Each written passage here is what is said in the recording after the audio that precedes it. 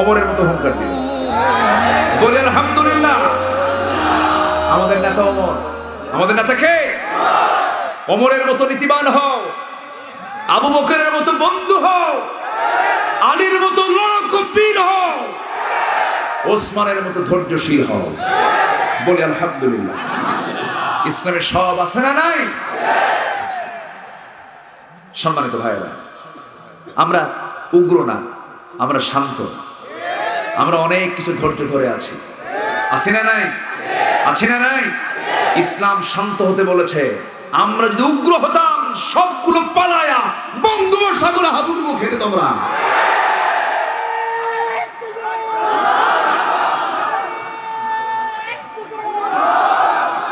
সম্মানিত ভাইয়েরা, সম্মানিত ভাইয়েরা,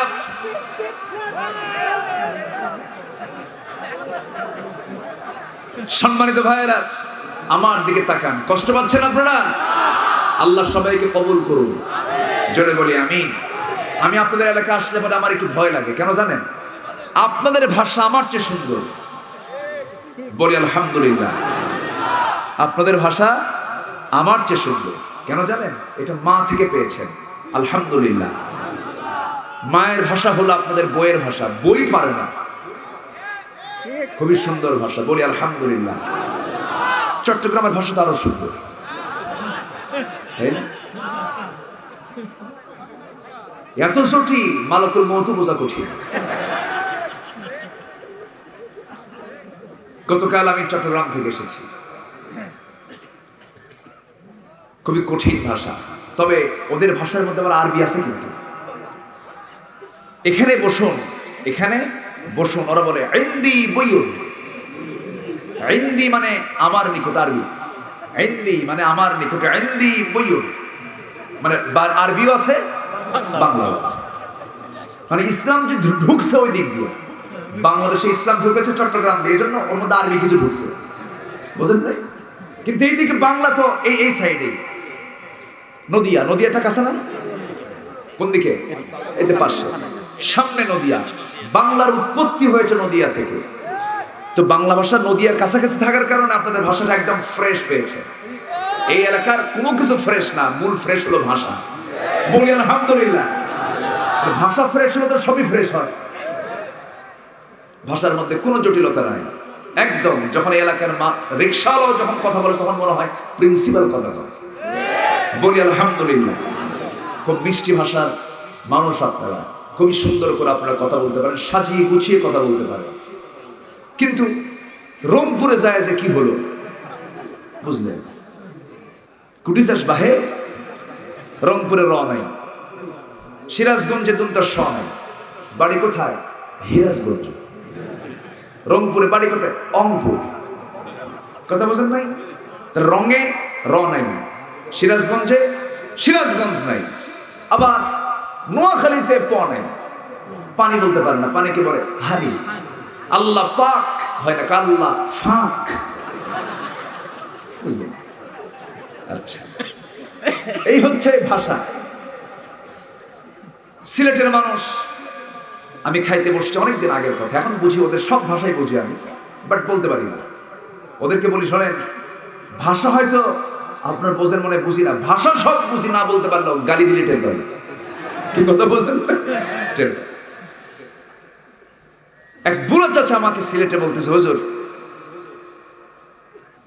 শুটকা গু খাবেন না ভেজা গু খাবেন? কি কথা কি বুঝতেছে? আমি এখন কই আল্লাহ, আজকে যে আমার কোন পানিশমেন্ট হবে আল্লাহই জানে। এই হলো ভাষা। ভাষার মালিককে বলেন তো? ওর মধ্যে মজা আছে না নাই? সিলেটি সিলেটি, এটারও মিষ্টি আছে, ওই ভাষাটাই ভিন্ন। আবার চাকগাইয়া ভাষা, ওটাও ভিন্ন ভাষা। কিন্তু বাংলা, মূল বাংলা হচ্ছে এই এলাকার ভাষা। বলি আলহামদুলিল্লাহ। আবার সাতক্ষীরা মানুষ বলে ভাত খেয়ে যাবেন, বলো বলো শব্দ লাগায় আছে না? আছে। পাবনার দিকে, এই পাবনা, এই তো পদ্মার এপারে হচ্ছে এই সাইড, এই সাইড না পদ্মা, পদ্মার ওপরই পাবনা। গেদা কোনে গেছিলেন? ভাত খাইছে গেদা হোক। কি কথা বলছেন? এই যে এরকম করে একটা টান মারে, প্রত্যেকটা ভাষার মধ্যে সৌন্দর্য আছে না নাই? এই সৌন্দর্য কে দিয়েছেন? কেন দিয়েছেন? দেওয়ার কারণ হলো চিটাগাংয়ের লোক এই জায়গায় এসে মাস্তানি করতে নিলেই ভাষায় ধরা খেয়ে যাবে। কে তো শিশুরাঙ্গা না, এটা চিটাগাং, ঠিক কিনা বলেন? আচ্ছা, এরপর সিলেটের লোক এখানে এসে মাতব্বরি করবে, কথা বলতে নিলে 2 লাইন বলতে নিলে এ তো সিলেটি, এটা ধর, ঠিক কিনা?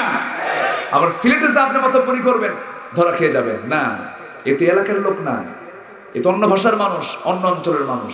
ওয়াজআলনাকুম শুউবান ওয়া ক্বাবাইলা লিতাআরাফু ইন্না আকরামাকুম ইনদাল্লাহি আতকাকুম। বিভিন্ন ভাষা দিয়েছেন কেন? যেন একজন আরেকজনকে বুঝে নিতে পারে কোন গোত্র থেকে কোন জায়গা থেকে সে এসেছে। বলি আলহামদুলিল্লাহ। ভাষাগুলো কার? আসতে বলবেন না, কার? ক্লাসে স্যার যদি জিজ্ঞেস করে, এই বলো ডিওজি ডগ অর্থ কি, কি বলবেন? আপনারা এখন কুকুর, কিন্তু চিটাগাঙে বলে হত্যা। শুনছেন? ভয়ঙ্কর এক ভাষা চট্টগ্রামের। ডিওজি ডগ প্রাথমিক স্কুলে পড়ায়, পড়ো বাবারা, ডিওজি ডগ, ডগ মানে হত্যা, ডিওজি ডগ, ডগ মানে হত্যা। তারপরে বানান শিখায়, ব্ল্যাকবোর্ডে লিখে পড়ো ক ল স ঠিল্লা, মানে কলসকে ওরা আঞ্চলিক ভাষায় বলে ঠিল্লা, এজন্য বাচ্চাদের শিখায় পড়ো ক ল স ঠিল্লা। মানে ক ল স পর্যন্ত ঠিক আছে, কিন্তু উচ্চারণে ভেজাল আছে না নাই? আমরা তো বিভিন্ন জেলায় ঘুরি, এগুলো দেখি। আবার নোয়াখালীতে গেলে ওদের ভাষাটা খুব শর্ট, একেবারে শর্টে মেরে দেয়। আমরা বলি তুমি খেয়ে শুয়ে যাও, ওরা বলে তুই খাই হুতি যা। আমরা বলি তুমি এখান দিয়ে এসে ওখান দিয়ে যাও, ওরা বলে তুই ইয়ান দি আই হিয়ান দি যা। ইয়ান দি শর্ট হয়ে গেল না? তো আমার মাহফিল নোয়াখালী সেনবাগে, হ্যাঁ, তাই আমি বললাম, ও সেনবাগের ভাইয়েরা, আপনারা পানিরে কি কন? কয় হানি।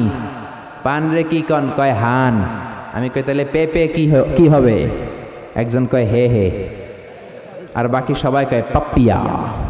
আসলে ওরা পেপেরে পাপিয়া বলে, তার মানে জাতে মাতাল, তালে পেপেরে বলে পাপিয়া। তো আমার বাসা ঢাকার ড্যামরায়, বাসার পাশেই নোয়াখালীর এক লোক বাসা রাখছে। এদের সাথে থাকতে থাকতে আমি ছোট্টবেলা থেকে নোয়াখালী বাড়ি। আবার আমার আম্মার সাথে দেখতাম ওই বাড়ির খালাম্মা জানলা দিয়ে কথা বলতো। একদিন বলে, আহারি আফা কইন বুঝিনি কেন আঙ্গো হেতানে 3 বছর ধরে কুয়েত গেছে, আর কাছে একটা সিঁড়িও হারায় না, হারি হেতিল্লা আর কল যা হারি যায়। রাজশাহী থেকে আপনারা বুঝতেছেন এই কথাগুলোর মানে? নোয়াখালীর কুমিল্লার লোক আছে, আচ্ছা। তো এই যে ভাষার ডাইভার্সিটি, এটা আমাদের সৌন্দর্য, এক এক এলাকায় এক এক রকম। তারপর এগুলোকে আপনি বাদ দিতে পারবেন না, এগুলো নিয়েই ডিজিটাল বাংলাদেশ। চিল্লায় বলেন ঠিক কিনা? ফেনীতে আমার মাহফিল, অবাক করা কাণ্ড, ওরা ওদের নিজেদের জেলাটার নামও বলতে পারে না। ফেনীরে ওরা কয় হেনি। আবার দেখি স্লোগান দিচ্ছে, কয় হেনি কলেজে টিয়া লই, সবাই কয় সুদূর বুদুর চলতো ন। হেনি কলেজের টিয়া লই, সুদূর বুদুর চলতো না, মানে ফেনী কলেজের টাকা নিয়ে উল্টাপাল্টা চলবে না। এরপর নরসিংদীতে রায়পুরাতে আমার মাহফিল ছিল। রায়পুরার ভাইদের সমস্যা হলো এই র বলতে পারে না, র এর জায়গায় বলে ল। রায়পুরারে ডাকে লাইপুরা। লাইপুরার লাতা মুরগি দিয়া লাইতের বেলা কাইয়া লেল লাইন দেয়া ফুটছি। তার মানে তার বাক্যে যতগুলা র ছিল সে বলছে কি ল। আপনাদের রাজশাহীর অনেক সমস্যা আছে দেখলাম। সমস্যা বলতে মানে ভাষার ডাইভার্সিটি, সৌন্দর্য। আপনাদের মুখ দিয়ে অনেক কথা বের হয় না, হ্যাঁ। এরপরে দেখলাম ময়মনসিংহ, কিশোরগঞ্জ, এই ভাইয়েরা খ বলতে পারে না, খয়ের জায়গায় বলে ক। তো একজন বলতেছে, হুজুর টিভি সারুন, কবর দেখবাম, কবর। তাই আমি বললাম, কার কবর? জিয়ার কবর না বঙ্গবন্ধুর কবর? কয় রাত 8টার কবর। আচ্ছা, আসলে কি শব্দটা কবর না খবর? বলে কি কবর। সিলেটে তার উল্টা, সিলেটে ক কইতে পারে না, খালি কয় খ। আমি যাচ্ছি কাতার, একজনের পাশে বসা, কয় আপনার বাড়ি খনখানো পড়ছইন, মানে কোথায় পড়েছেন? বলে আমি এই খানো দাঁড়ামো, তুই খিতা করবি খর। সুবহানাল্লাহ পড়বেন না? এক দেশ, 68,000 বর্গ মাইল, সুজলা সুজলা শস্য শ্যামলা। এক জেলায় গেলে একরকম, এই জেলায় আরেক রকম, ওই জেলায় আরেক রকম। আর পুরান ঢাকায় যদি যান, ওরা কথায় কথায় বলে হালা হালা হালা হালা, আছে না নাই? বরিশালে যদি যান, কথায় কথায় বলে মনু মনু মনু। বরিশালের এরা ক বলতে পারে না, ক এর জায়গায় বলে হ। টাকারে কি বলে? টিয়া না, টাহা। মুই 20 টাকার কাম হরছি, মোরে 15 টাকা দিলে কেন? এমনকি 5 টাকাটা দেবা না, মূল্য ঠাবাঠাবি বাজাবা মনু। আর যদি ঢাকাতে যান, বাপে পোলারে কয় হালা, পোলায় বাপরে কয় হালা। আমার এক চাঁদপুরের বন্ধু এখানকার খতিব আমার ফোন দিয়ে কয়, আবে হালামি জান কেমন আছো তুমি? আমি বললাম তোর বাড়ি চাঁদপুর, হালা বললি কেন? বলতেছে 3 বছর খতিবের চাকরি করতে করতে ওদের সাথে মিশতে মিশতে আমরাও বলে ফেলাইছি। ওরা মাহফিলেও কয় আবে হালাই সুবহানাল্লাহ কন্যা গেলা, একেবারে অভ্যস্ত। আপনারা বাকের খানির রুটির নাম শুনছেন? শুনছি। আচ্ছা, এই বাকের খানির রুটি সম্রাট, মোগল আমলের সম্রাট বাকের খা চা দিয়ে ভিজিয়ে ভিজিয়ে খায়। এটা আমি খেয়েছি অনেকবার, আপনারা খেয়েছেন বা দেখেছেন কিনা জানি না। পাবনার এক লোক ঢাকায় আসলো এই রুটি কিনবে, তো দোকানে ঢুকছে, বাকের খানি রুটির দোকানে ঢুকে দেখে দোকানের মালিক বয়স প্রায় 60। কত? তো 60 বছরের মুরব্বী ছোট্ট একটা বাচ্চারা ডাক দিয়েছে, আবে হালায় এতক্ষণ দেরা পাড়াইছি, হালায় আইতে দেরি করছিস কেলায়? ছোট বাচ্চাটা আবার মুরব্বীর উত্তর দিচ্ছে, আমি হালায় দেরি করছি, তোমার হালায় কি হয়েছে? এখন পাবনার লোক পড়ে গেছে বিপদে, ও ভাবতেছে আসলে কোনটা শালা আর কোনটা দুলাভাই। তো ভাবলো জেনে নেই, মুরব্বীর সালাম দিচ্ছে, চাচা আসসালামু আলাইকুম, আমি আসছি পাবনা থেকে বাকরখানে রুটি খাবো। ও আপনারে কয় হালা, আপনি ওরে কোন হালা? আসলে কে হালা? কয় আবে হালায় তুমি হালায় মাঝখান দিয়ে ঢুকছো কেলা? মানে আমি ওর একটা কইছি, ও আমার একটা কইছে, শেষ সুদবোধ, তুই ঢুকছস কে? কয় আপনি আমারে হালাগন কে? কয় বাজান এই হালাটা আমরা গালি দিয়ে বলি না, এটা ভালোবেসে বলি। এক দেশের গালি আরেক দেশের, এক দেশের বুলি আরেক দেশের। এই যে ভাষার ডাইভার্সিটি, এটা কোরআনেও আছে। আমি তো আরব বিশ্ব ঘুরেছি, কোরআনেও এটা আছে। এক শব্দ এক এক দেশে এক এক রকম বলে। এই কোরআনের মধ্যে 7টা কেরাত আছে, অনেকে জানে না, আবার অনেকে জানে। হিশাম বিন হাকিম বিন হিজাম বুখারীর বর্ণনা, সূরা ফুরকানকে অন্য কেরাতে পড়ছিলেন, যে কেরাতটা ওমরের জানা ছিল। বুঝানোর জন্য বলি, ধরেন হিশাম পড়ছিল ওয়াদ-দুহি ওয়াল-লাইলি ইযা সাজা মা ওয়াদ্দা'কা রাব্বুকা ওয়া মা ক্বালা ওয়ালাল আখিরাতু খায়রুল লাকা মিনাল উলা। এরকম কেরাত শুনছেন কখনো? শুনেন নাই। ওমরে ফারুকও শুনে নাই, আপনি শুনেছেন যেহেতু বিদেশে ছিলেন। ওমরে ফারুকও শুনে নাই। সাইয়েদনা ওমরে ফারুক ঘাড় ধরে বিশ্বনবীর কাছে আনলেন, বললেন ইয়া রাসূলুল্লাহ দেখেন কেমনে কোরআন পড়ে, আপনি শিখিয়েছেন একরকম, এই বেটা পড়ে আরেক রকম। এইভাবে ধরে রাখছে কলার। ওমরের মেজাজ নরম না গরম? এরকম একটা ওমর যদি থাকতো, বাংলার জমিনে কোনো বেয়াদব খুঁজে পাওয়া যেত? মুসলমানদের কান্নার শুনতে পাওয়া যেত? রোহিঙ্গা মা বোনেরা বৃষ্টিতে ভেজা লাগতো? সেই ওমর নাই। এজন্য ওমরের জন্য আমরা দোয়া করি। ইমাম মাহাদির ইন্তজারে আমরা আছি না নাই? আছি না নাই? সাইয়েদনা ওমরে ফারুক কলার ধরলেন, বিশ্বনবী বললেন ওমর কলার ছেড়ে দাও। ওমরে ফারুক বললেন না, কোরআন উল্টায় পড়ছে কেন, ওর কলার আমি ছিঁড়া ফেলাম। বিশ্বনবী বললেন আগে কলার ছাড়ো, দুইজনের কথা শুনতে হবে। বিশ্বনবীর বিচারের সিস্টেম হলো, বিচার আসলে বাদী বিবাদী দুইজনকে সমান সুযোগ দিতেন, সমান সাক্ষী নিতে দিতেন, সমান ফ্যাসিলিটি দিতেন। এটা হচ্ছে বিশ্বনবীর আদালতপূর্ণ ইনসাফপূর্ণ বিচার। এই বিচার বাংলাদেশে আছে? দুই পক্ষকে সমান সুযোগ দেয় নাকি এক পক্ষের থেকে খাইয়া আরেক পক্ষের মেরা দেয়? আছে না নাই? আছে না নাই? আছে না নাই? ওমর ঘাট থেকে হাত নামাউন, হাত নামালেন। বিশ্বনবী বললেন ও হিজাম কেমন করে কোরআন পড়েছো? হিজাম পড়তে আরম্ভ করলো, আমি পড়ছি ওয়াদ-দুহি ওয়াল-লাইলি ইযা সাজা মা ওয়াদ্দা'কা রাব্বুকা ওয়া মা ক্বালা ওয়ালাল আখিরাতু খায়রুল লাকা মিনাল উলা। বিশ্বনবী বললেন সমস্যা নাই, হাকাদা উনজিলাত। বুখারীর বর্ণনা, আমি বানিয়ে বলি না, সব রেফারেন্স দিয়ে। হাকাদা উনজিলাত। ওমর সমস্যা নাই, কোরআন তো এভাবে নাজিল হয়েছে। ওমর তুমি কেমন করে জানো?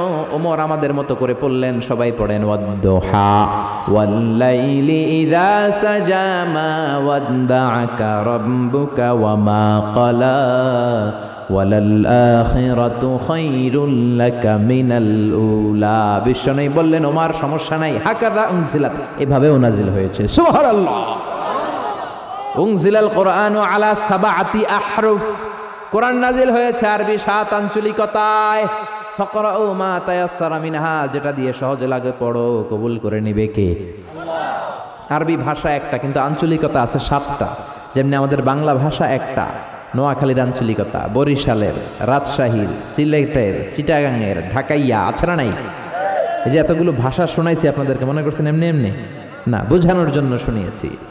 এক আরবি ভাষা, এর মধ্যে 7টা আঞ্চলিকতা আছে। 7 আঞ্চলিকতায় কোরআন নাজিল করেছে কে? আমরা যেই নুসখাটা পড়ি, স্ক্রিপ্টারটা পড়ি, এটাকে বলে রেওয়ায়াত হাফসান আসিমিন রাহিমাহুমাল্লাহ। আলেম যারা কেরাতের উপর পড়েছেন, কিছু জানাশোনা আছে, তারা বুঝবেন। রেওয়ায়াত হাফস আমরা পড়ি।